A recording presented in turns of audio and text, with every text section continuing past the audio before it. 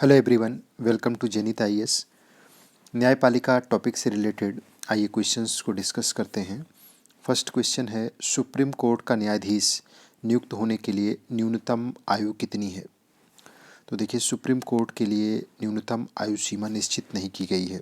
उसमें अर्हताओं में, योग्यताओं में सिर्फ ये कहा गया है कि भारत का नागरिक होना चाहिए, किसी उच्च न्यायालय का कम से कम 5 साल का न्यायाधीश होना चाहिए, या उसे उच्च न्यायालय या विभिन्न न्यायालयों में मिला करके 10 वर्ष का वकील होना चाहिए, या तीसरी बात इसमें कही गई है कि राष्ट्रपति के मत में उसे सम्मानित न्यायविद होना चाहिए। अगर ऐसा है तो किसी भी व्यक्ति को उच्चतम न्यायालय का न्यायाधीश नियुक्त किया जा सकता है। उसके लिए न्यूनतम आयु सीमा का कोई उल्लेख संविधान में नहीं किया गया है। दूसरा प्रश्न है, उच्चतम न्यायालय में न्यायाधीशों की संख्या में वृद्धि कौन कर सकता है? संसद।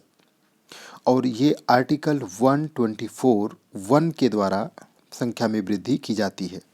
आर्टिकल 124(1) इसके तहत, आर्टिकल 124(1) के तहत संसद अधिनियम बनाती है। उच्चतम न्यायालय न्यायाधीश संख्या संशोधन अधिनियम अभी 2019 में पारित किया गया, जिसके तहत न्यायाधीश की संख्या 33+1 यानी कि एक मुख्य न्यायाधीश और 33 यानी टोटल 34 न्यायाधीश हो चुके हैं। उच्चतम न्यायालय मूल अगर बात करेंगे तो मूल संविधान में कितने थे? 7+1, 7+1 8 थे, और बढ़ते बढ़ते अब ये पहले 30+1 हुए और अब आखिर के ये 33+1 यानी 34 हो चुका है। उच्चतम न्यायालय के न्यायाधीशों की नियुक्ति राष्ट्रपति के द्वारा की जाती है, करेक्ट है। अनुच्छेद 124 उच्चतम न्यायालय के गठन और स्थापना से संबंधित है, ये भी करेक्ट है। उच्चतम न्यायालय के न्यायाधीशों की संख्या संशोधन अधिनियम 2019 के द्वारा न्यायाधीशों की संख्या में वृद्धि की गई, और अब ये 33+1 हो चुके हैं, यानी 34 न्यायाधीश हैं। सारे सही हैं, आपका आंसर क्या हो जाएगा? डी। अगला प्रश्न है, उच्चतम न्यायालय ने ब्रिटेन के प्रिवी काउंसिल का स्थान ग्रहण किया था। बिल्कुल, जो अपील का उस समय का सर्वोच्च न्यायालय की भूमिका में था, अपील के लिए सबसे उच्चतम था, उसका स्थान किसने ग्रहण किया? उच्चतम न्यायालय ने। भारत की न्यायपालिका सामान्य स्थिति में एकात्मक व्यवस्था का अनुपालन करती है, परंतु आपातकालीन व्यवस्था में संघात्मक। ऐसा नहीं है। भारतीय न्यायपालिका का स्वरूप एकीकृत है और स्वतंत्र है। आपातकाल से इस पर कोई प्रावधान, इस पर कोई प्रभाव नहीं पड़ता। इसका जो स्ट्रक्चर है वो वैसा ही बना रहता है। आंसर ए हो जाएगा। नेक्स्ट है, संविधान के किस भाग में उच्चतम न्यायालय की चर्चा है? तो भाग 5, संविधान के भाग 5 के अंतर्गत इसकी चर्चा की गई है। नेक्स्ट है, न्यायाधीशों के वेतन की चर्चा आर्टिकल 125 में है।